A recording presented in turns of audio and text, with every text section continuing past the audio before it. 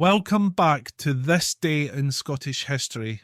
I'm your host, Colin MacDonald, and today we are diving into a dark chapter in Glasgow's criminal history, the House of Blood murders. These gruesome killings occurred on October 17th, 2004 in Crosshill, Glasgow, and shocked not only the local community but all of Scotland.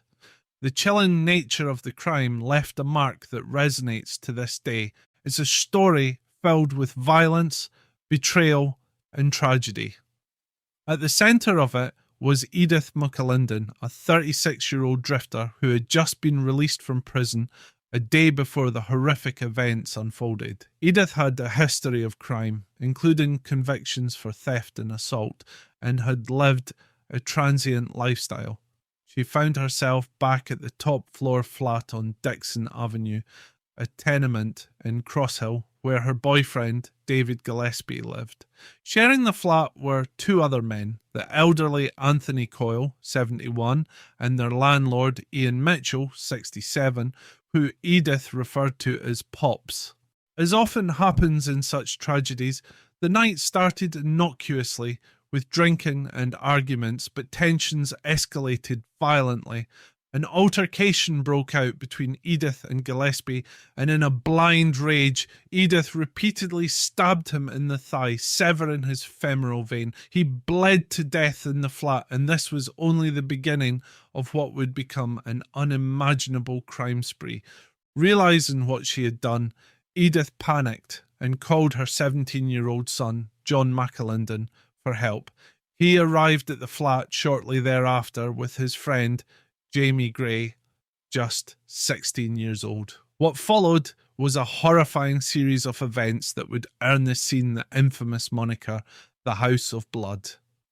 When John and Jamie arrived, they weren't there to clean up or help. Instead, things escalated. Ian Mitchell, their landlord, who had witnessed Gillespie's murder, became their next victim. John MacAlinden viciously attacked the elderly Mitchell, stabbing him and repeatedly kicking him in the head, causing fatal brain injuries. As the violence raged on, the third tenant, Anthony Coyle, had barricaded himself in his bedroom, likely terrified of what was unfolding around him, but his locked door provided no safety. John and Jamie used a drill to break into Coyle's room. Once inside, Jamie Gray beat Coyle to death with a golf club, ensuring that no witnesses would remain alive. As if scripted from a nightmare, the flat was drenched in blood, so much so that it would lead to the crime being dubbed the House of Blood. After the murders, Edith wandered to a neighbour's flat, desperate and disoriented. She told her neighbour, James Sweeney, that something terrible had happened at Mitchell's flat. When Sweeney entered the flat, he was confronted with the sheer horror of the scene. Blood covered the floors and walls. Realising the magnitude of what had happened, he immediately called the police. When authorities arrived, they found Edith clinging to the lifeless body of her boyfriend, Gillespie. It was clear that she had been involved, but they quickly deduced that others were responsible for the carnage as well. The brutality of the crime led police to initially suspect that multiple strong men must have been involved, but it would soon be revealed that the killers were Edith, her son John, and Jamie Gray, a trio whose combined rage had left 3 men dead. The trial began in May 2005 at Glasgow High Court. By then, all 3 defendants had been arrested and charged with murder. Initially, they denied their roles in the killings, but under the weight of overwhelming evidence, they each changed their pleas. John admitted to murdering Ian Mitchell, Jamie to killing Anthony Coyle, and Edith confessed to fatally stabbing David Gillespie. On June 29th, 2005, Edith McAlinden was sentenced to life in prison with a minimum term of 13 years. Her son John and his friend Jamie Gray were each sentenced to a minimum of 12 years for their roles in the killings.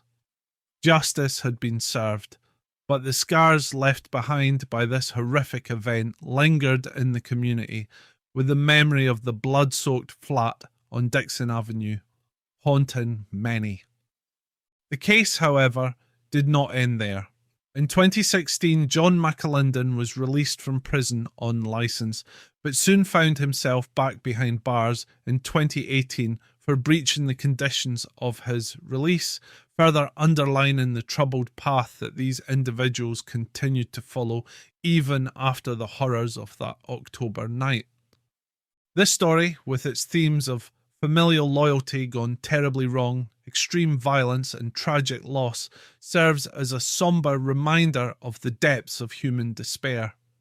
The House of Blood remains one of Glasgow's most notorious crimes, a moment when a perfect storm of rage, alcohol and dysfunction culminated in a tragedy that won't soon be forgotten. Thank you for joining me on this journey through a dark moment in Scottish history.